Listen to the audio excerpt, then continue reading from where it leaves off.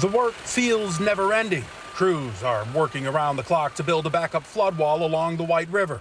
Stretching all the way about 1,000 feet that way, and then we're heading east on 3rd Avenue and building that in that direction. King County is overseeing the job after the levee broke in the middle of the night.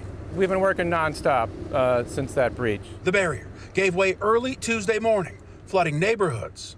I called the owner of my company, and he told me to bring the equipment down and do whatever I had to do to try to help everybody out.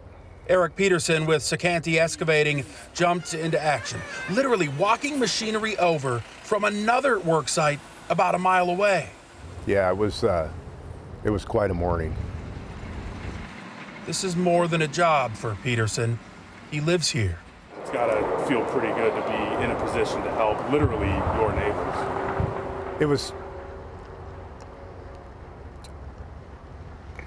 It was very hard to see it happen. The workers plugged the broken levee with giant sandbags. In addition to the secondary barrier, they created an outlet so water can flow back into the river. Some people have been able to return home while others wait. And when this community dries out, when this work is finished, Peterson believes they'll come out stronger than ever. Oh yeah, this is a very tough town.